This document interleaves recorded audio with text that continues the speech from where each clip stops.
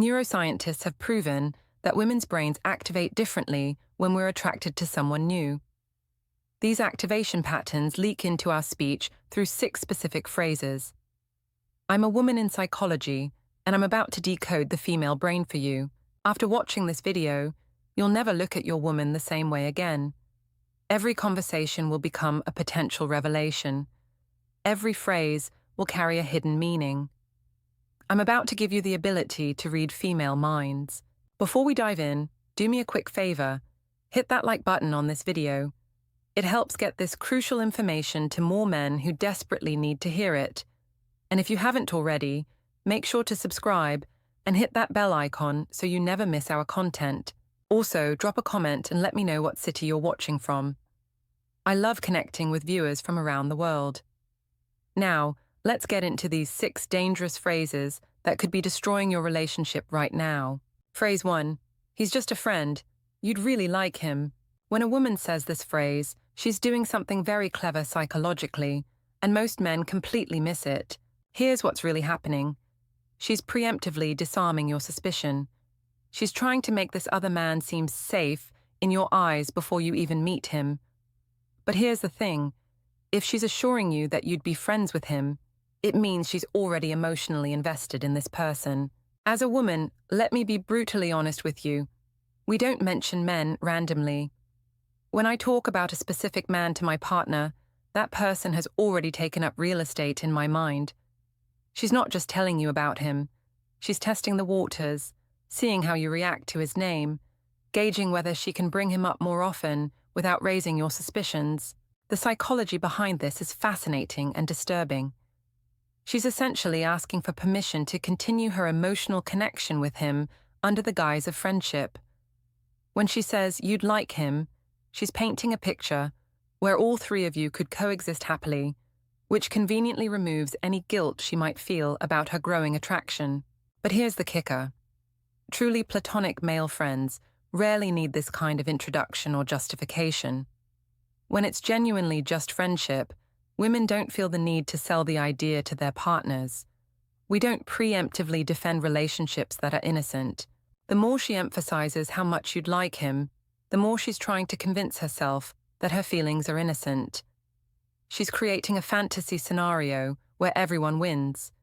You get a new friend, she gets to keep her attraction guilt-free, and he gets to stay in her life without any drama.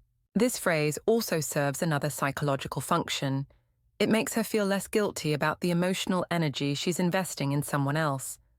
By framing him as a potential friend for you, she's rationalizing her own interest as something that could benefit the relationship rather than threaten it. Pay attention to how often she brings up his positive qualities, how animated she becomes when talking about him, and whether she seems disappointed if you don't share her enthusiasm about meeting him. These are all signs that her investment in him goes far beyond casual friendship. But that's only the first phrase. The next one is even more dangerous. Phrase 2. I feel like I can finally breathe when I'm not home. This phrase is like a dagger to the heart of any man who truly loves his woman. This isn't about being tired or needing space. This is about comparison. When she says she can breathe elsewhere, she's telling you that being with you feels suffocating, while being somewhere else, often where this other man is, feels liberating. Here's what's really happening in her mind. She's found someone who makes her feel alive, excited, free. Meanwhile, coming home to you has become an obligation, a return to routine and responsibility. The other man represents escape, adventure, and emotional stimulation that she's no longer getting from your relationship. From a woman's perspective, when we start talking about feeling trapped or unable to breathe in our primary relationship, it's because we've tasted something different. Maybe it's the way another man listens to her without trying to fix her problems. Maybe it's how he makes her laugh or challenges her intellectually. Whatever it is, she's making a direct comparison, and you're losing. The most dangerous part about this phrase is that it often comes disguised as a general statement about needing personal space or time to herself. But pay attention to the context. Is this breathing room consistently happening in places or situations where this other man is present? This phrase reveals a fundamental shift in how she views your relationship. What once felt like home now feels like a prison. What once felt comfortable now feels constraining. She's not just seeking independence, she's seeking escape from the emotional reality of being with you. As women, we're masters of rationalization. We'll convince ourselves that we just need more independence or that we're growing as individuals. But deep down, we know we're really saying, I feel more like myself when I'm with him than when I'm with you. The cruelest part is that while we're talking about needing to breathe, we're actually suffocating our partner's trust and security. We're using language that makes it seem like the problem is with us needing space, when really the problem is that we're emotionally connecting with someone else. When she uses this phrase, she's not asking for your understanding, she's announcing her emotional departure. She's telling you that your presence has become a burden rather than a blessing, and that relief comes in the form of distance from you. But the third phrase is even more manipulative. It completely flips the script. Phrase 3, you're overthinking everything. This is classic manipulation that we women use, often without even realizing we're doing it. Instead of addressing your legitimate concerns or answering your direct questions, she shifts the focus to your supposed insecurity. She's not dealing with the issue, she's making you the problem. This is psychological deflection at its finest, designed to make you stop digging deeper and questioning what you're seeing. Here's the brutal truth from a woman's perspective. When we say, you're overthinking, it's usually because there's something to think about. We use this phrase as a shield to protect whatever's really going on. It's easier to make you feel crazy for having suspicions than to address why those suspicions exist in the first place. Think about it logically. If there truly was nothing going on, wouldn't a loving partner want to reassure you and address your concerns directly? Instead, she's essentially telling you that your intuition, your observations, and your feelings are invalid. This phrase is particularly insidious because it targets something most men struggle with: the fear of appearing insecure or controlling. She knows that by labeling your concerns as overthinking, you'll likely back down to avoid seeming weak or paranoid. But here's what I want you to understand. Your gut instincts exist for a reason. Evolution gave us these feelings to protect us from threats, including threats to our relationships. When something feels off, it usually is. Don't let anyone, especially someone who claims to love you, gaslight you into ignoring your own perceptions. The most manipulative aspect of this phrase is how it weaponizes your love for her against you. Because you care about her opinion and want to be attractive to her, you'll suppress your legitimate concerns to avoid being labeled as overthinking. She knows this and uses it to her advantage.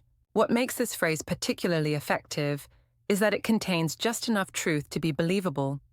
Men do sometimes overthink things, and women know this. But there's a crucial difference between general anxiety and specific intuition about relationship threats. When your concerns are based on observable changes in her behavior, that's not overthinking, that's pattern recognition. As women, we know exactly what buttons to push to make you doubt yourselves. We know that men hate feeling insecure, so we weaponize that against you when we need to hide something. We'll make you question your own sanity rather than confront our questionable behavior. The tragedy is that many good men will internalize this message and start believing that their instincts are untrustworthy. They'll ignore future red flags because they've been conditioned to see their own awareness as a character flaw rather than a survival mechanism. But the fourth phrase is an outright confession. Phrase 4, he understands me in ways you don't. Men, if you hear this phrase, the emotional affair has already begun. This isn't just attraction anymore. This is active comparison and emotional betrayal. When a woman says another man understands her better than you do, she's telling you that she's sharing her inner world with him instead of you. She's giving him the emotional intimacy that should belong to your relationship. This is where the real danger lies. Physical affairs often start as emotional ones. Here's what's happening psychologically.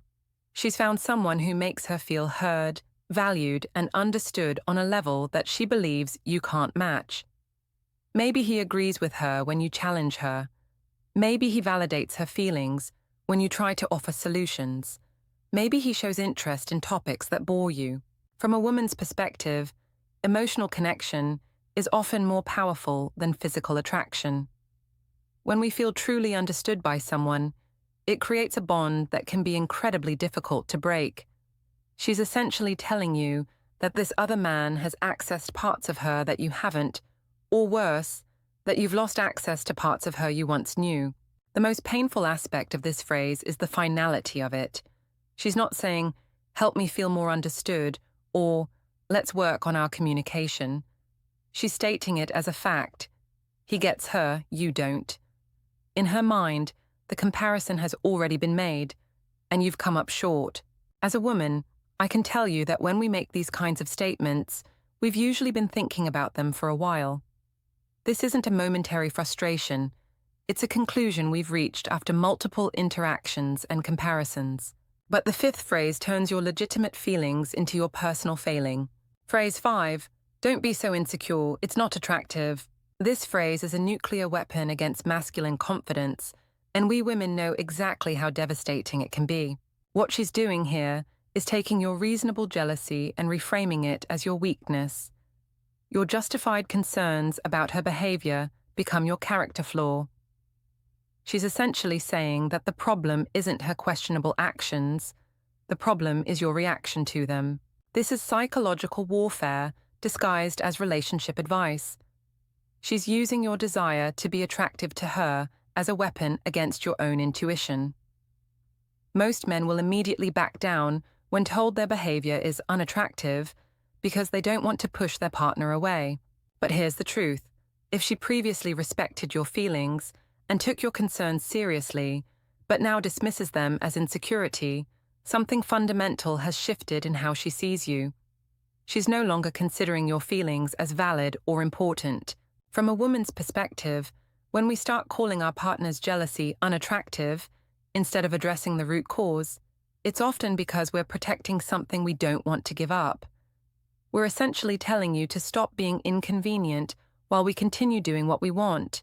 The cruelest part of this phrase is that it takes your love for her and twists it into something shameful.